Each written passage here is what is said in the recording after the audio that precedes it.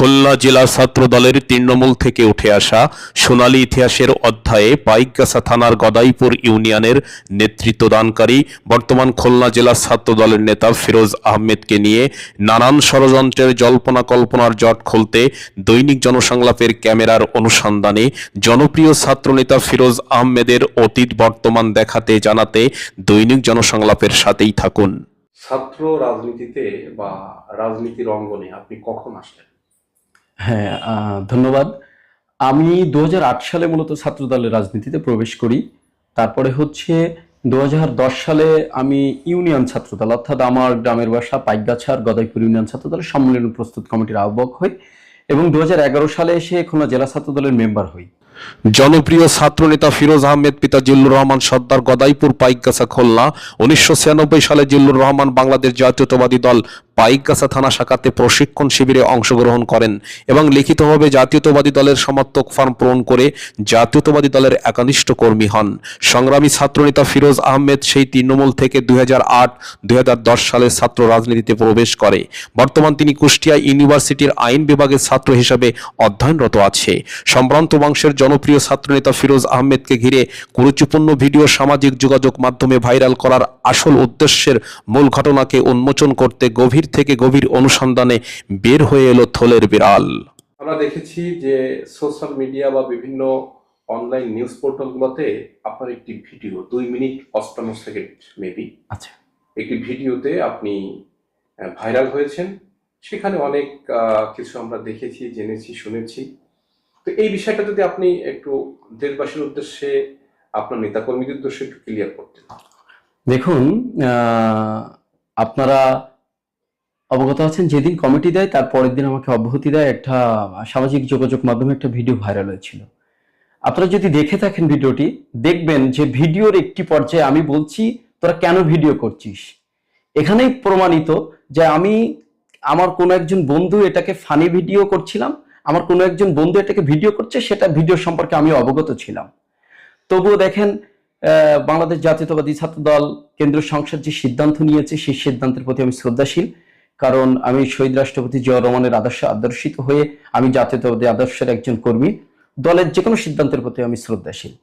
কিন্তু এই ফানি ভিডিওকে পরবর্তী সময়ে, বন্ধুদের মাঝে করা ফানি ভিডিওকে পরবর্তী সময়ে রাজনৈতিক উদ্দেশ্য প্রণোদিত হয়ে ব্যবহার করা হয়েছে। খুলনা জেলা ছাত্র দলের অভ্যন্তরে কিছু দুষ্কৃতকারী যারা ফিরোজ আহমেদের খুব কাছের হওয়াতে 2017 সালের কোনো এক রাতে তার প্রিয় মানুষদেরকে নিয়ে আম কেটে খাওয়ার ছলে অভিনয় করে বসে, যা ছিল বন্ধু বান্ধবদের সাথে হাসি ঠাট্টার সামিল। যেখানে সাবেক জেলা ছাত্র দল নেতা বর্তমান জেলা স্বেচ্ছাসেবক দল নেতা মান্নান মিস্ত্রিকে ঘিরে যে কথোপকথন ভিডিও স্যালিপিতে ধারণ করা হয়েছিল, যা ছিল সম্পূর্ণ নাটকীয় এবং হাসি ঠাট্টার একটি মুহূর্ত। তখন আপনার বন্ধু বান্ধব ছিল এবং যাকে নিয়ে আপনি এই ভিডিও করছিলেন বা যার উদ্দেশ্যে কথা বলছেন সে এখানে প্রেজেন্ট ছিল। তো তারপরে এই ভিডিওটা কেন বা কারা এটাকে পাস করলো বা এটাকে সামনে আনার প্রয়োজন হলো, এটার মূল রহস্যটা যদি আপনি একটু ক্লিয়ার করতেন। দেখুন, ভিডিও যখন হচ্ছিল তখন আপনি বলেছেন আমার হাতে একটা ছুরি ছিল। আপনারা যদি ভিডিওটি সুন্দরভাবে দেখবেন যে সেই ছুরিটা একটা আর্টিফিশিয়াল ছুরি, মানে একটা ফল কাটার ছুরি।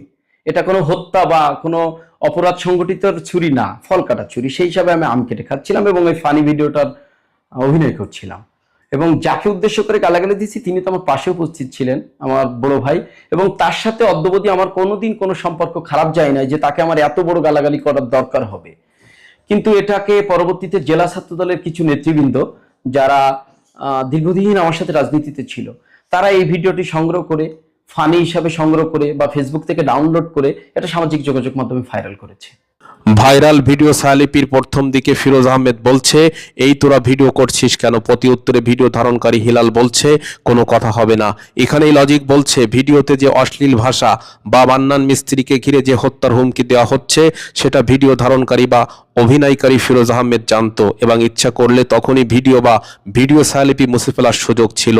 কিন্তু জনপ্রিয় ছাত্রনেতা ফিরোজ আহমেদ বিষয়গুলিকে অপরাধমূলক মনে করে নাই বা ওই অভিনয়ের ভিডিও আজ তার কাল হবে এমনটি তার জানা ছিল না। ওই দিন রাতেই উক্ত ঘটনায় জননেতা মান্নান মিস্ত্রি উপস্থিত ছিল, যে কথা মান্নান মিস্ত্রি দৈনিক জনসংলাপকে জানিয়েছে। আমাকে গতকাল অব্যাহতি দেওয়ার পরেও আমি মিডিয়ার প্রতি সম্পূর্ণ শ্রদ্ধাশীল রেখে একটা কথা বলতে চাই, কারণ মিডিয়াকে বলা হয় বাংলাদেশের দ্বিতীয় সংসদ। আমি মিডিয়ার সহকর্মী ভাইদের কাছে শ্রদ্ধাশীল। তবে দেখেন যে আমাকে অব্যাহতি দেওয়ার পরেও ধারাবাহিকভাবে এটাকে প্রচার করা হচ্ছে। আলটিমেটলি কি হলো, দলের সুনাম বিনষ্ট হলো, এই দলকে তারা হয়ে প্রতিপন্ন করলো। আমার নেতা বর্তমান গণপ্রজাতন্ত্রী বাংলাদেশ সরকারের মাননীয় প্রধানমন্ত্রী বিএনপির চেয়ারম্যান জনাব তারেক রহমানের সুনামকে বিনষ্ট করছে, এটা দল বিবেচনা করবে। আমি শতভাগ আশাবাদী যে অভিযোগের ভিত্তিতে আমাকে অব্যাহতি দেওয়া হয়েছে এটা সুন্দরভাবে সুষ্ঠু তদন্তের মাধ্যমে পুনর্বিবেচনা করবে। 2017 সালে ঘটে যাওয়া সেই অভিনয় বা হাসি ঠাট্টার ছলে করা ভিডিও ছায়ালিপি আজ 2026 সালে এসে কেন প্রকাশ করতে হলো? যদি সেই ভিডিওতে প্রকৃত অর্থে কোনো অপরাধ কর্মকাণ্ডের সাথেই তুলনা করা হবে, তাহলে তখন কেন প্রকাশ করা হয়নি? দীর্ঘ 9 বছর পরে এসে সেই ফানি ভিডিওকে বাস্তবতায় রূপ দেওয়ার কারণ কি? অথচ যে ব্যক্তি তার জীবনদশায় একটি সিগারেটে ফুঁক দেয়নি, তাকে আপনি কিভাবে মাতাল বা নেশাখোর বলতে পারেন? আমরা জানি যে 12 তারিখে আপনি খুলনা জেলা ছাত্র দলের সভাপতি হলেন, আহ্বায়ক হলেন, এবং 13 তারিখে আপনাকে অব্যাহতি দিয়ে আবু জাফরকে স্থলভিত্তিক বা ভারপ্রাপ্ত করা হয়েছে। এই অব্যাহতির ব্যাপারটা যদি আপনি আপনার নেতাকর্মী দেশবাসীর উদ্দেশ্যে, দর্শকের উদ্দেশ্যে ক্লিয়ার করতেন। দেখুন, আমি প্রথমে বলেছি যে দলের যে কোনো সিদ্ধান্তের প্রতি আমি শ্রদ্ধাশীল। আপনারা জানেন বাংলাদেশ জাতীয়তাবাদী ছাত্র দল দক্ষিণ এশিয়ার একটি বৃহত্তম ছাত্র সংগঠন। এখন আমি তাদের যে সিদ্ধান্তের প্রতি শ্রদ্ধাশীল, কিন্তু আমার দাবি, যেহেতু দেশনায়ক তারেক রহমান বর্তমানে বিএনপির চেয়ারম্যান এবং গণপ্রজাতন্ত্রী বাংলাদেশ সরকারের মাননীয় প্রধানমন্ত্রী দেশনায়ক তারেক রহমান সুষ্ঠু সুন্দরভাবে এই দেশটাকে এগিয়ে নেওয়ার জন্য অবস্থান করছেন, সহ আমার কেন্দ্রীয় ছাত্র দলের নিকট আমার আকুল আবেদন যে আমাকে যে মাদকাসক্তের অভিযোগ এনে আমাকে অব্যাহতি দেওয়া হয়েছে, সুষ্ঠু তদন্তের মাধ্যমে এটার একটা সুরাহা করবে বলে আমি আশাবাদী। ফিরোজ আহমেদের 2008 সাল থেকে রাজনীতির প্রারম্ভে হাঁটি হাঁটি পা পা করে খুলনা জেলা ছাত্র দলের নেতৃত্ব দানকারী সংগ্রামী ছাত্রনেতাকে জাতীয়তাবাদী দলের আদর্শে অনুপ্রাণিত হওয়ায় ফ্যাসিস্ট হাসিনার প্রশাসন নির্মমভাবে নির্যাতন করেছিল সেদিন ডিজিএফআইয়ের দ্বারা। একজন পরীক্ষিত ছাত্রনেতাকে নির্মম অত্যাচার নির্যাতন শেষে লৌহমানবের মতো দাঁড়িয়ে থাকতে দেখা গেছে রাজপথে। এক বিন্দুও টলে যায়নি সংগ্রামী ছাত্রনেতা ফিরোজ আহমেদ। আপনি আপনার ভিডিওর ভিতর বলছেন এই হেলাল এটা করিস না, তবে হেলাল আবার আপনার সুর মিলে বলছে যে আমিও সাথে থেকে মান্নানকে আমি ঘায়েল করবো, এই টাইপের কথা আসছে। তো সেখানে আবার এই যে কথাগুলো আসছে, এটা তো আসলে আমাদের কাছে, আমি একটা বিষয় এই ভিডিও নিয়ে একটা গভীর পর্যালোচনা করেছি, যেখানে প্রথমে আপনি বলছেন তোরা কেন ভিডিও করছিস এমন একটা কথা এসেছে। আবার আমরা দেখেছি এই ভিডিওটা, আমি প্রথম থেকে শেষ পর্যন্ত দেখে আমরা দেখেছি যে যদি আপনি প্রকৃত অর্থে এটা অপরাধ জায়গা থেকে করতেন, তাহলে নিশ্চয়ই পরবর্তীতে আপনি সেই ভিডিওটা হাইড করতেন বা তার কাছ থেকে ডিলিট করে দিতেন। সেটা আপনি করেননি, কারণ সেটা তো আসলে একটা স্বাভাবিক প্রক্রিয়ায় আপনি করেছিলেন। তো আমরা মনে করি যে যেহেতু যার বিরুদ্ধে আপনি ক্লেম করেছেন, যার কথা আপনি বলেছেন, সেও তো আইনি কোনো পদক্ষেপ নেয়নি বা এই ধরনের কথা সে কখনো বলেওনি, যেহেতু সে প্রেজেন্ট ছিল। এটা আপনি বলতে চান কিনা?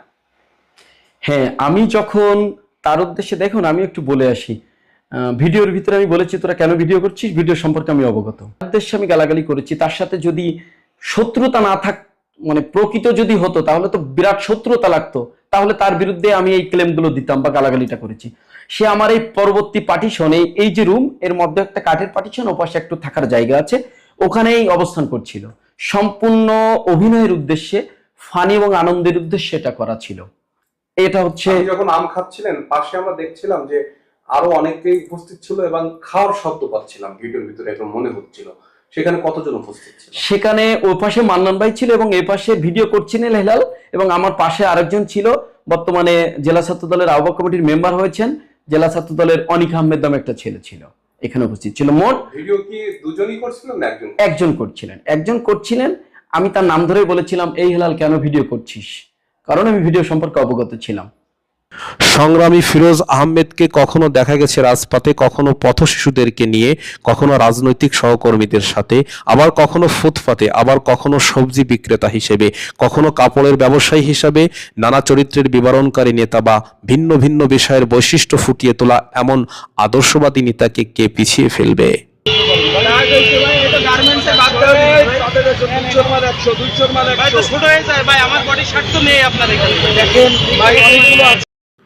কিন্তু সম্প্রতি দেখা যাচ্ছে একজন যোগ্যতা বৈশিষ্ট্য সম্পন্ন ছাত্রনেতাকে একটি ভিডিও ক্লিপসের মাধ্যমে জেলা ছাত্র দলের আহ্বায়কের পোস্ট থেকে অব্যাহতি দেওয়া হয়েছে, যার ফলে সৃষ্টি হয়েছে খুলনা জেলা ছাত্র দলের মধ্যে একটি বড় ভাঙ্গন। ছাত্র দলের মধ্যে জেগে থাকা তরুণ ছাত্রদল নেতারা তাদের প্রিয় অভিভাবককে হারিয়ে ভেঙে পড়েছে এবং অনেকটাই বিপ্লবী হয়ে গেছে।